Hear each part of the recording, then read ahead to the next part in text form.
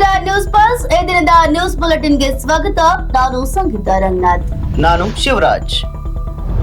ಹಾವೇರಿ ಜಿಲ್ಲೆಯಲ್ಲಿ ಹಾನಗಲ್ ತಾಲೂಕಿನ ಹಿರಿಯೂರು ಗ್ರಾಮದಲ್ಲಿ ನಾಡ ಬಾಂಬ್ಗಳು ಸ್ಫೋಟಕಗೊಂಡು 2 ಹೋರಿಗಳು ಮೃತಪಟ್ಟಿರುವ ದುರ್ಘಟನೆ ನಡೆದಿದೆ. ಇನ್ನು ತುಮಕೂರು ಕುಣಿಗಲ್ ರಾಜ್ಯ ಹೆದ್ದಾರಿಯ ಬಾಣಾವರ ಗೇಟ್ ಸಮೀಪ ನಾಗವಲ್ಲಿ ಗ್ರಾಮ ಬಳಿ ನಡೆದ ಸರಣಿ ರಸ್ತೆ ಅಪಘಾತದಲ್ಲಿ 2 ಮೃತಪಟ್ಟಿದ್ದು ಡಿವೈಎಸ್ಪಿ ಸೇರಿ 9 ಮಂದಿ ಗಾಯಗೊಂಡಿರುವ ಘಟನೆ ಭಾನುವಾರ ಸಂಜೆ ನಡೆದಿದೆ. ಮತ್ತೆ ಶುರುವಾಯಿತು ಮಂಜು ಲೀಲಾ ಖ್ಯಾತೆ. ಚಿನ್ನಿ ಬಾಳಲಿ ನಿಲ್ಲದ ಬಿರುಗಾಳಿ. ರೀಲ್ಸ್ ಮಾಡುತ್ತಲೇ ಮತ್ತೆ ಜಗಳ ಸುರಚ್ಚಿಕೊಂಡ ಚಿನ್ನು ಲೀಲಾ ಮತ್ತೆ ಹೊಸ ಖ್ಯಾತೆ ಶುರು. ತಂಬಾಕು ಉತ್ಪನ್ನಗಳಿಗೆ ಸಂಬಂಧಿಸಿದ ಜಾಹೀರಾತು ತೆಗೆಯುವ ಕಿಡಿಗೇಡಿಗಳ ವಿರುದ್ಧ ಬಸ್ಸುಗಳಿಂದ ಜಾಹೀರಾತುಗಳನ್ನು ಅಕ್ರಮವಾಗಿ ತೆರವುಗೊಳಿಸುವುದರ ವಿರುದ್ಧ ಕಾನೂನು ಕ್ರಮ ಕೈಗೊಳ್ಳಲು ಕೆಎಸ್ಆರ್ಟಿಸಿ ಮುಂದಾಗಿದೆ. ಸ್ಫೋಟಕ ಬ್ಯಾಟರ್ ಆರೋಗ್ಯದಲ್ಲಿ ಏರುಪೇರು. ಮೊದಲ ಪಂದ್ಯ ಗೆದ್ದರೂ ಭಾರತಕ್ಕೆ ಬ್ಯಾಡ್ ನ್ಯೂಸ್. T20 ವಿಶ್ವಕಪ್ ಟೀಮ್ ಇಂಡಿಯಾ ಆಟಗಾರರಲ್ಲಿ ಅನಾರೋಗ್ಯ. ಮುಂದಿನ ಪಂದ್ಯಗಳಲ್ಲಿ ಋಣಾತ್ಮಕ ಪರಿಣಾಮ ಬೀರುವ ಸಾಧ್ಯತೆ. ಬಡವರ ಮನೆ ಸೇರಬೇಕಿದ್ದ ಅನ್ನಭಾಗ್ಯ ಅಕ್ಕಿಗೆ ಕನ್ನ.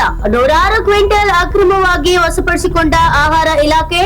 ಭಟ್ಕಳ, ಸಿರಸಿ, ಕಾರವಾರದಲ್ಲಿ ತಲಾ ಒಂದೊಂದು ಪ್ರಕರಣ ದಾಖಲು.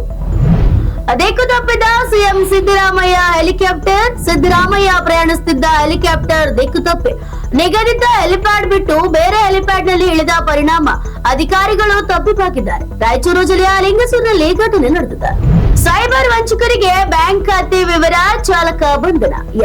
ಕಮಿಷನ್ ಹಣದ ಆಮಿಷ ಒಡ್ಡಿ ಬ್ಯಾಂಕ್ ಖಾತೆಯ ವಿವರ ಪಡೆದು ಅದನ್ನ ಸೈಬರ್ ವಂಚಕರಿಗೆ ಕೊಡುತ್ತಿದ್ದ ಆರೋಪದ ಮೇರೆಗೆ ಶಿವಮೊಗ್ಗದ ತುಂಗಾನಗರ ನಿವಾಸಿ ಕಾರು ಚಾಲಕ ಕೆ ಶರತ್ ಕುಮಾರ್ ಅಲಿಯಾಸ್ ಗುಂಡಾ ಎಂಬಾತನನ್ನ ಪೊಲೀಸರು ಬಂಧಿಸಿದ್ದಾರೆ. ಸಂಘದ ನಿರ್ಧಾರಕ್ಕೆ ತಲೆಬಾಗಿ ಹುದ್ದೆಯಿಂದ ಕೆಳಗಿಳಿಯಲು ಸಿದ್ಧ ಮೋಹನ್ ಭಾಗವತ್ ಮಹತ್ವದ ಹೇಳಿಕೆ. ರಾಷ್ಟ್ರೀಯ ಸ್ವಯಂ ಸೇವಕ ಸಂಘದ ಯಾವುದೇ ಚುನಾವಣೆ ಇಲ್ಲ, ಬದಲಾಗಿ ಪ್ರಾದೇಶಿಕ ಮತ್ತು ವಿಭಾಗೀಯ ಮುಖ್ಯಸ್ಥರು ಆಯ್ಕೆ ಮಾಡ್ತಾರೆ.